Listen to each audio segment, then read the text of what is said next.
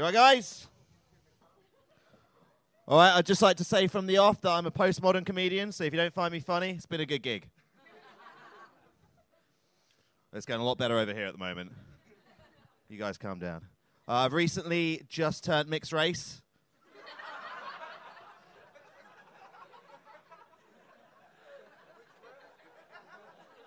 Linguistically, right? Linguistically. Because you used to be able to say other things. A few years ago, you used to be able to say half-caste, but you can't say that anymore because it harkens back to a time of slavery. Unless you're in fucking Stockport. I've been there. It's true. Is it Stockport? Southport. I've been to both of them. They're just as bad as each other.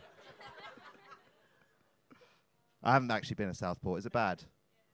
Yeah. That was good. That bit back and forth. I love that. You can't say other words like mulatto anymore because it's too derogatory. Also makes me sound like a coffee. Don't really like it. And brown. People get funny if you say brown. Like brown? That can mean anything. Like, yeah, because it's a fucking colour. Doesn't happen the other way around, does it? I'm not going white. That can mean anything. You could be made out of clouds or covered in cum for all I know. Just call yourself something much more pragmatic like non-genocidal Aryan. Think about it. Makes sense. It's hard as well. Just because I have this skin color doesn't mean it gives me any kind of cultural integrity, I don't think. I also have no idea what the fuck Sean Paul is saying. People think I know. I have no idea. I do know his real name, though. You know what his real name is? It's not Sean Paul. It's Shana Paul. That's his real name. Shana Paul. His name got 3 syllables. That's his name. I remember my girlfriend, well, my ex-girlfriend now, actually. Whew, dodged that one.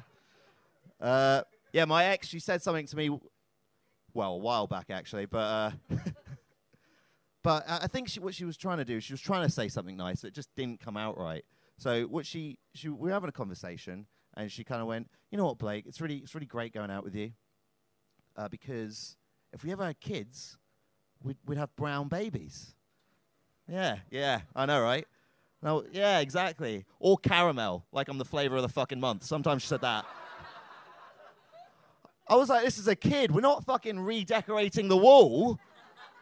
Because when you go to those shops, you get the Dulux colors. They're never the right ones, are they? You got to constantly take them back. I was worried that was going to happen to me. We're just going to constantly having kids. She'd be like, toffee fudge? No! Hazelnut truffle? No! Espresso delight? No! Again! You know? And when you have a kid, you don't do it for that. You do it, if you want to have a kid, you have a kid because you want to give it the best chances in life. That's the most important thing, right? To give it the best opportunities in life. If I have a kid, I want it to be the whitest kid alive. I want it coming out captain of the rowing team.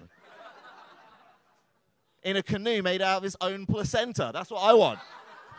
Nothing but the best. Speaking of kids, I was recently traveling. I was teaching English in Vietnam. Have you been to Vietnam? Sweet. I like to make my material relatable, so that's good. I'll tell you this, though, about Vietnam. They speak a different language. Yeah, I was surprised. And it's tonal. So this means you can say one word in 3 different ways, and it means 3 completely different things. I'll give you an example. The word zua. Say it like that. Zua. Very good. Get on board, guys. Zua means cucumber. If you go down when you say it, you go zua. Yeah. It's a top student, this guy. Means coconut. If you go up when you say it, you go zua.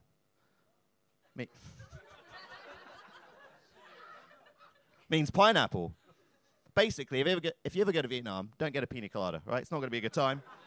You're not going to get a pina colada. And when I was out there, I was trying to speak the language to them, right? And I was getting laughed at. People just laughing at me in my face, these Vietnamese people. And I realized after a while, I was like, oh, I get it now. It's because the language is tonal. I must be saying it wrong. I'm getting the phrases wrong. They looked at me like, no, it's because your hair looks like noodles. Interesting culture, yeah. And because of the difficult language, when I was teaching the kids, all the kids got to pick their own English names, right, to make it easier. Now, this is not a good idea. I'll give you an example. I had a kid in my class called Batman. I had another kid in my class called Dinosaur. I had another kid in my class called Captain America. He was called Captain America in Vietnam. Not good. Parent-teacher evening was very difficult. So yeah, Captain America's doing okay. Needs to catch up on his history lessons. He's missed a few there, but otherwise very good. And whenever I go into a new class, I always get the same thing. Always same question every time. Like, teacher, teacher. Because I taught them English, not manners. Teacher, teacher, where are you from? And I look at them and go, oh, I'm from England. And they'll look at me and do this. One will come up, grab my hair, and go, where are you really from? I'm like, well, firstly, it's where are you really from? We've been doing personal pronouns for 2 weeks now. Get your shit together, Spider-Man. Jesus. Jesus, put that pencil down. Do not make me tell you again, Jesus Christ. Knows I'm angry because I call him by both his names. Profiling is weird. I had this moment as well. I was teaching this class, and they were a bit older, and yeah, they have these like symbols for the phonetics, right? And the symbol they were using, like u, you know them, and the symbol they were using was an egg cup. And they were like, "What's this?" I was, "Oh, it's an egg cup." They looked at me like, "What's an egg cup?" Now I don't know how stupid you feel telling a bunch of third world children that where you from, you have pottery for your fucking eggs. It's not a good feeling. It's not a good feeling. And it's weird getting profiled because I remember, do you guys been to Southeast Asia? Do you know what tuk-tuks are? Yeah. For you, those of you who don't know, it's like a makeshift taxi. Imagine all of Southeast Asia, the traffic is like Mad Max on a shit budget, basically.